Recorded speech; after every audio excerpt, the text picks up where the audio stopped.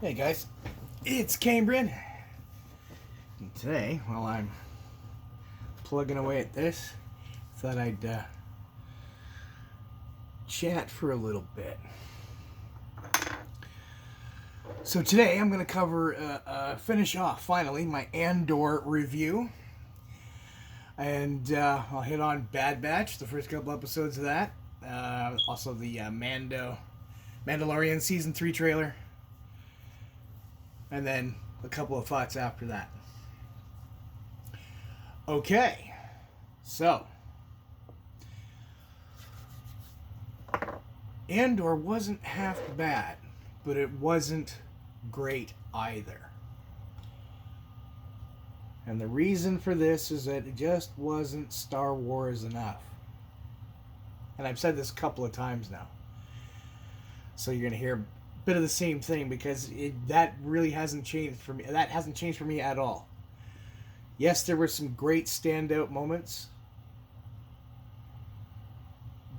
A couple of standout characters. But overall, It was too slow for a Star Wars show. And in the wake of all the damage done by Kathleen Kennedy's productions and what she's done to the brand, it caused so much apathy is that you can't really get into it, especially when you're hungry for a story pacing and action and stuff that follows the original Star Wars recipe to a T. And The Mandalorian is the main show. It's the main thing that gets it. Favreau understands this. He gets it to a T. It's in all of his stories. He understands basic, competent storytelling, too. There's no forced anything. I can just sit back and watch that. Whereas in this, I had to kind of slog through it. I didn't get through it all that quickly. Yeah. It was difficult to get through because I spent more time waiting for stuff to happen than actually watching stuff happening. And while I appreciate a good setup, great exploration of a space and a world and all this kind of thing, I was not in any way blown away by what I saw. I saw some stuff that was cool. The base that got hit, that got heist, stolen from, the big robbery, like that place was kind of neat, but we didn't see a whole lot of it. We saw some stuff, like this is all kind of cool and that, but we didn't see a whole lot of anything else.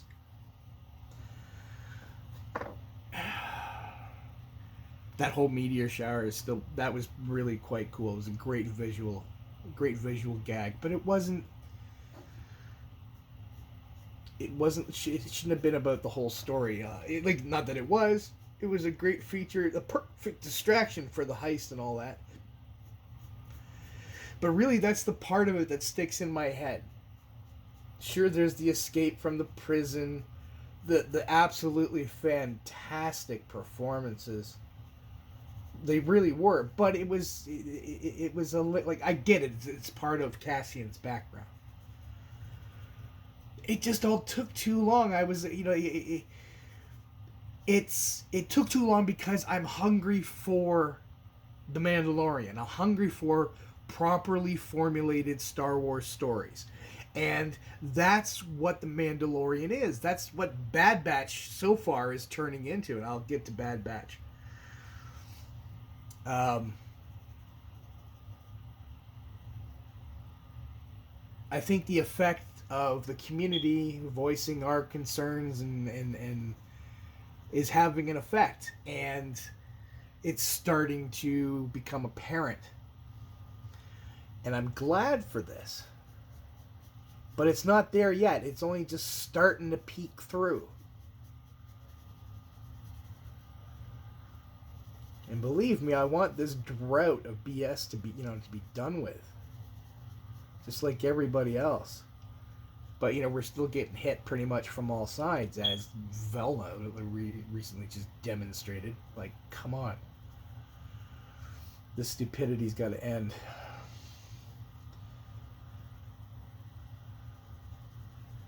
Anyway, Andor is hard to stick into the brain. There's only a couple of standout moments. Marta's moment that after she died was good. That hologram speech and everything, that was all right. It didn't really give me the bump because the rest of the show didn't give me the bump. This is the thing about specific recipes to specific IPs. They can't all blend together and do the same thing because they all serve different needs for different shades of the audience. When I'm in the mood for Star Trek, Star Wars isn't going to cut it. When I'm in the mood for Doctor Who, Star Wars or Star Trek isn't going to cut it. You know, when you want a specific thing, when you're in the mood for a specific thing, a specific flavor, a specific dish, you know what you like. And you know what you want when you want it. It's totally Harold and Kumar go to White Castle. Sometimes nothing else will do. And when you go to get what you want from the place that has it, and the recipe's all wrong, if we're going to use pizza as an analogy, the bottom of the crust is overcooked. The dough on top, just beneath the toppings, is still raw. It hasn't cooked long enough for the excess water from any vegetable toppings to go away, and then there's extra burnt on top. It's been overcooked. It's been rushed. And to save money, the corporation, they got big, so they're mass producing everything. So it's all rushed. The cheese is rushed. The pepperoni's rushed. It's all rushed. So the whole thing tastes like crap. And the mom and pop shop that started it is gone. That built the name with the quality pizza is gone because these guys don't get it. This is why the KK stuff didn't get it, because you had a chip on her shoulder. Everything had to become about revenge. That's not how you welcome a male audience to a primarily female-focused company. Which was the entire point of Disney buying Lucasfilm in the first place. With Star Wars, we can bring in the male audience because we primarily deal with children and mostly girls. That's our primary audience. So how do we diversify? Well, we bring in something that's going to bring in the boys. So they brought in Star Wars. They brought in Marvel. They bought it and they broke it. Because they went into production right away. They didn't come up with a plan.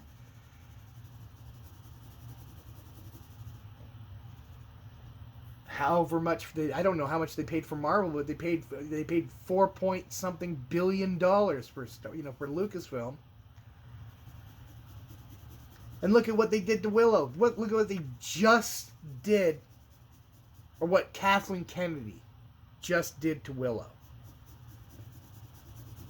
And everybody's up in arms over Indiana Jones 5. For good reason.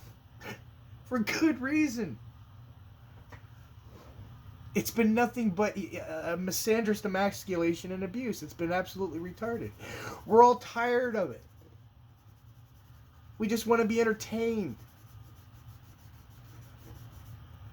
We want to see an Indiana Jones movie. We want to see Indiana Jones, not Phoebe Waller-Bridge.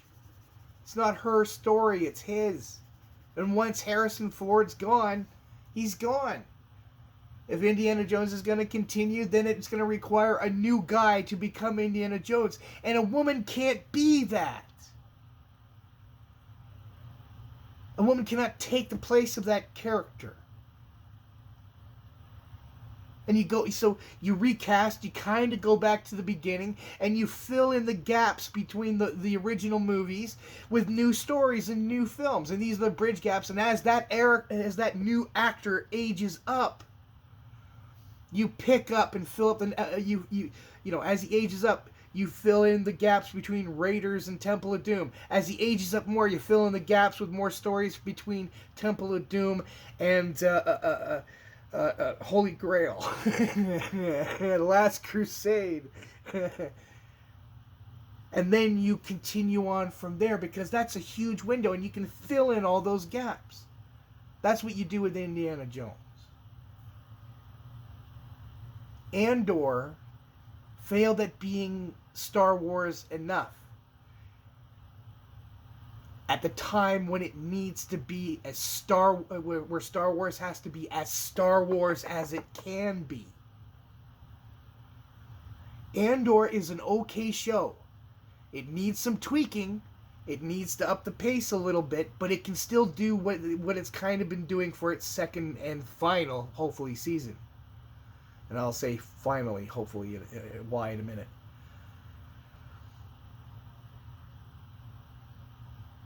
But here's the thing.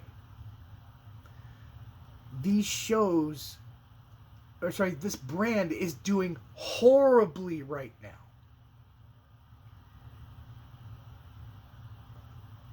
And the only thing that can save it is the Mandalorian. Not Grogu, but the Mandalorian.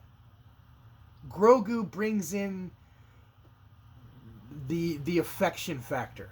Okay, we'll take a look.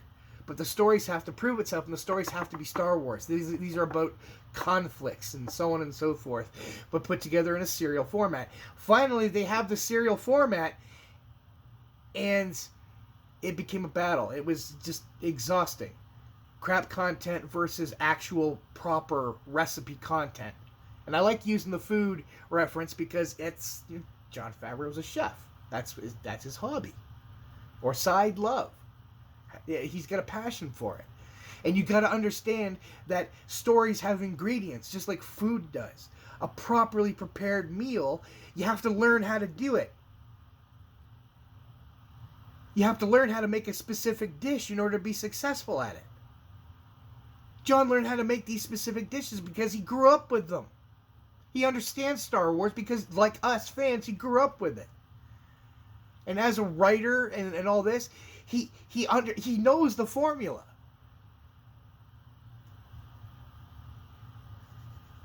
This is why I have faith in Jon Favreau as long as he has the freedom to do what he needs to do.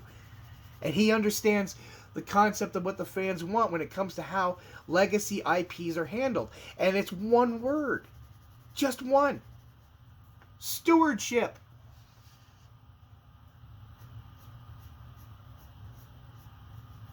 It's the word in Scrabble that wins the game. It wins Wheel of Fortune here. Stewardship is accepting that you didn't create something. Your job is to safeguard it. You can create new and expand, but you have to protect this. You have to protect the thing that started it all. What Kenobi tried to do was, instead of growing out from the foundation and building a new building, they tried to literally create new foundation stones and force them into the already set foundation, which destabilized everything. They took out the foundation stones in some places as they started to build their stuff in a cancerous kind of growth off of what was already built. And it infected the rest of it because they didn't understand the recipe, the formula for this specific story. Now, there is room for shows like Andor, but they are luxury explorations when you cannot afford to be deviating when you cannot afford to be deviating from the main recipe, when you haven't learned to perfect it yet. This is Disney Lucasfilm, Disney Star Wars.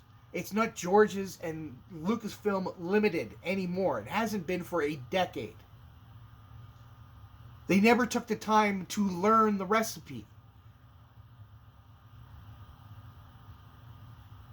They didn't take the time to transfer and teach everyone new coming on board that this is the way to go. The only people who understood it and got it right were the VFX people, the costumers, and the weapons designers and the vehicles and stuff like that. While a space bomber was dumb in TLJ, it looked the part. It looked like it could be a part of the universe. The design, language of Star Wars was present. It was absent in Boba Fett, say from bringing back that which already existed, but those damn Vespas. What the hell was that garbage?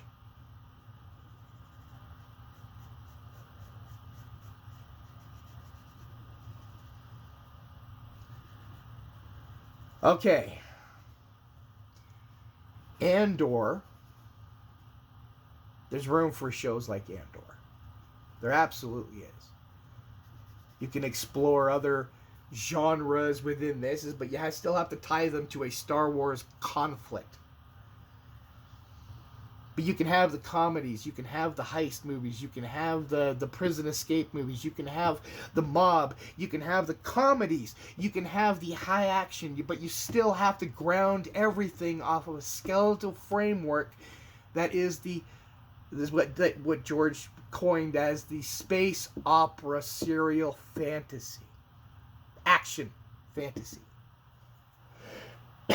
And when it comes to pacing for offshoot shows, you can't drop the pace down to a crawl.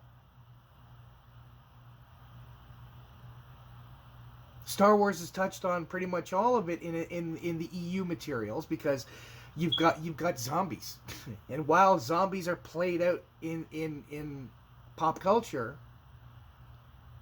the potential of their use, the Blackwing virus, for instance, like that's something that could be done, and it demonstrates the fact that horror can be done. Where we've seen moments of horror in Star Wars, it's not a huge part of it because it's a science fiction fantasy action serial. So you got to know the parts and the flavors and when to use them. Andor is the show you make when your overall brand is doing well. It's not the show you make when your brand is doing poorly. When your company's when a company as large as Disney is tanking in stock price, people are coming in to say, I can fix you because I fixed all these other companies, and you're ignoring them.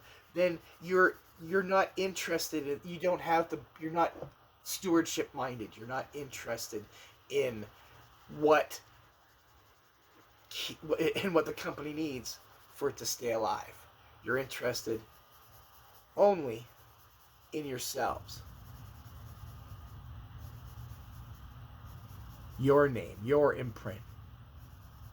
Stewardship makes you put that aside, forces you to, realizes that the story and the characters and the continuation of something is what's important, not your imprint on it. You don't get to choose that.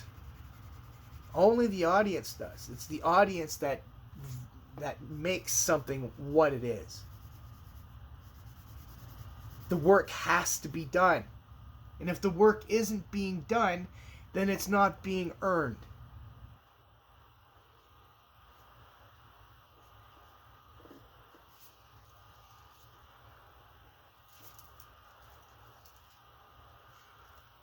And this is a big part of what we're dealing with here. The work isn't up to snuff to earn the regard that's desired here. The food is burnt. The cheese is old and moldy. Because you're not doing your due diligence, and you're poisoning your customers.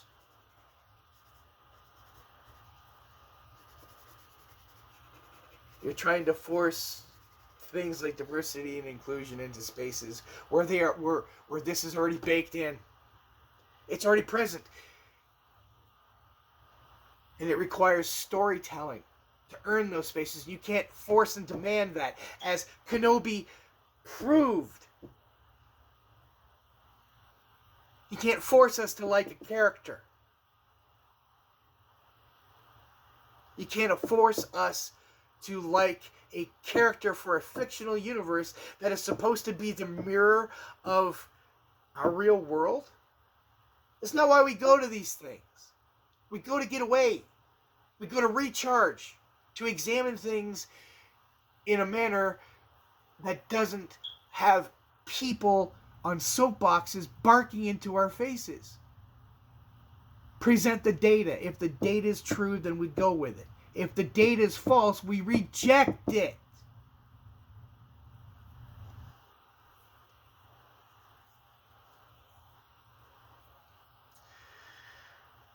Alright.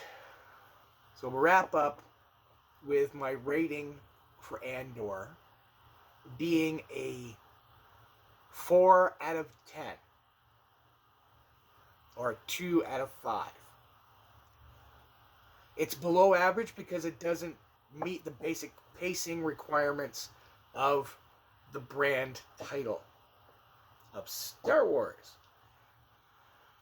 Andor was a dead character for me after Rogue One, and should have remained so, and could have been beloved as that character from that point, period. While an exploration of a background character is okay, it's not something you put into a TV show, because the character didn't break out. The breakout character from Rogue One wasn't Andor. It was K2SO. It's the breakout characters that you want to strive for, not the ones you're banking on when you spend all of their narrative value in one movie. Andor is a dead character. He's a dead end character. This series would have been better to introduce a brand new character, one whose future we didn't already know. And that's something that takes the tension and threat out of every episode of Andor, no matter what you put him through. We know what's going to happen to him. It's anticlimactic. And it's not a reason for us to stick around, because we know what happens to him. It doesn't matter that we know what happens to him during these particular stories that lead up to that ending, but we know that ending is coming because we've already seen it. This is a part of why Kenobi was a bad idea as well. Vader and Kenobi are gone.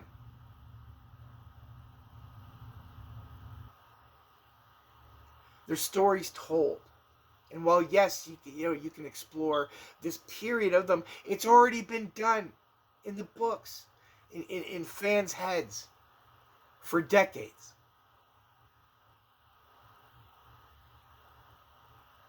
And all you're doing is filling in gaps for the sake of content.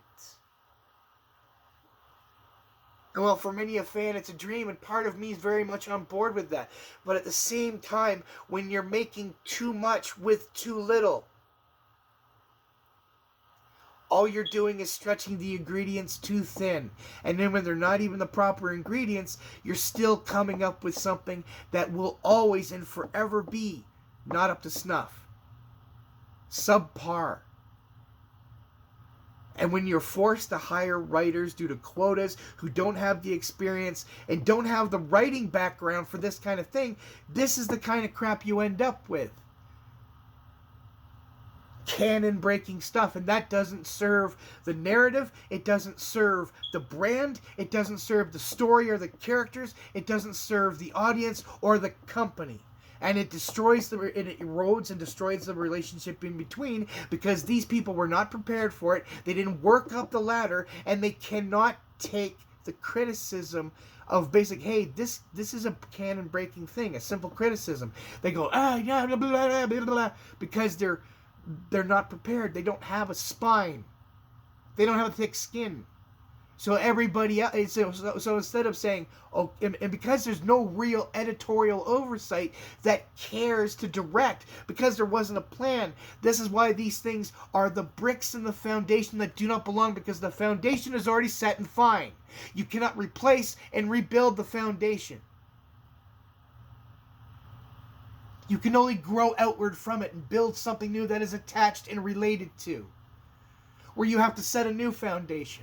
But you have to design the thing and engineer it to work first.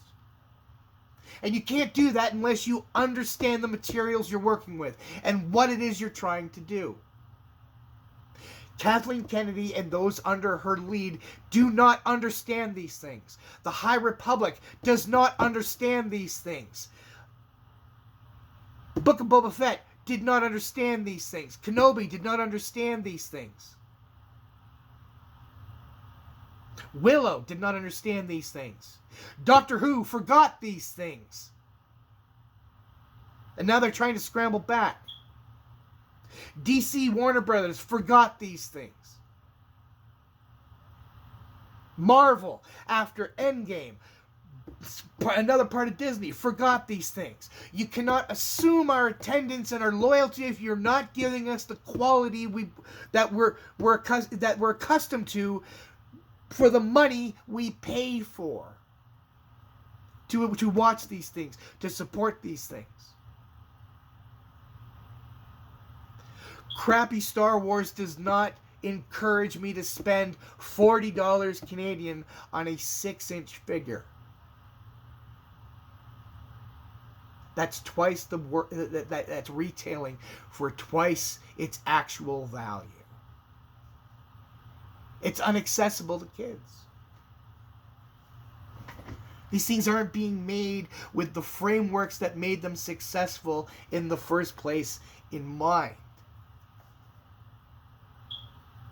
And as a result, Star Wars is dying. The MCU is dying.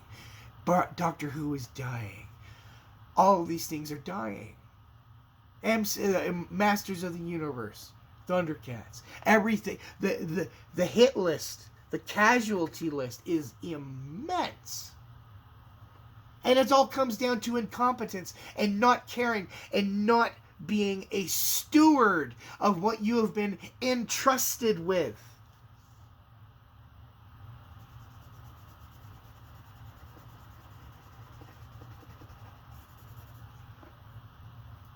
The shit doesn't make money because it can't. The sequel trilogy is unmarketable. Because the characters and stories are so bad that they are horrible influences on what they teach. It turns Stockholm Syndrome into a romance with Rey and Kylo. Sometimes you have to accept the fact that even a family member can turn evil.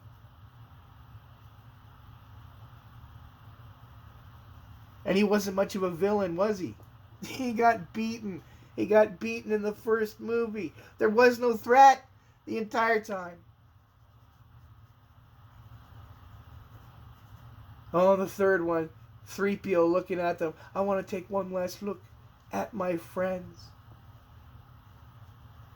Droid, please! They weren't your friends. They didn't take the time to know you. You were a droid that was attached to whoever, and they barely even paid attention to that fact. They don't care about what came before. They're not stewards.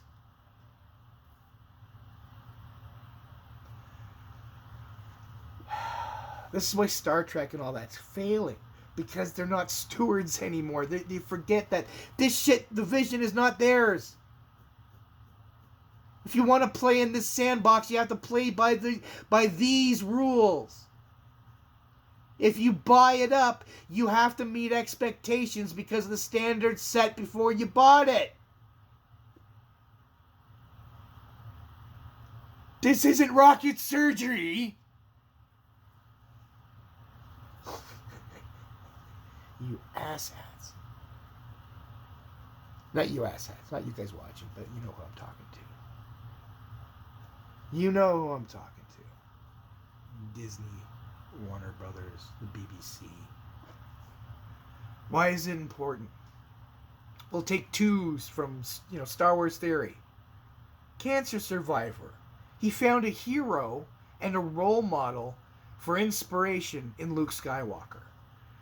This is why he cried at seeing the season 2 finale. It wasn't for clicks. It was because the sequel trilogy destroyed his hero, and Jon Favreau gave it to him back. Because that's how I felt about Luke Skywalker 2. I cried. And then seeing R2, I just burst again into a second wave of tears. Happy to see these characters restored, beginning to be restored.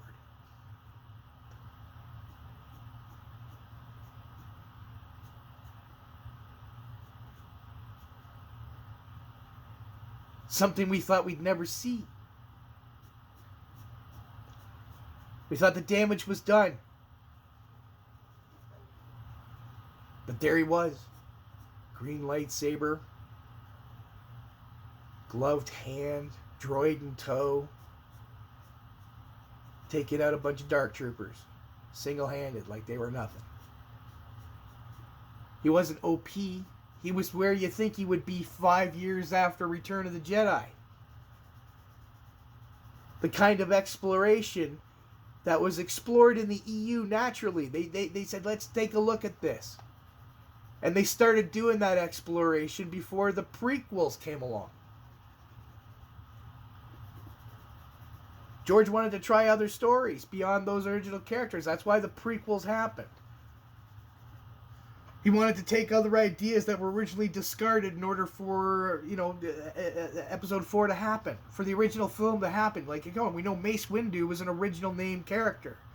Starkiller was another name. Blah, blah, blah, blah, blah. So he wanted to come back and reuse those, touch on those things again. Or use some of them. However you want to look at it. That's what he did. So we got more Star Wars that was at least Star Wars recipe, even though it wasn't what a lot of the public had been primed to with the Timothy Zahn books and the other books that followed. But fans were on board. Why? Because we got to see more of our characters that we hadn't seen since 1983.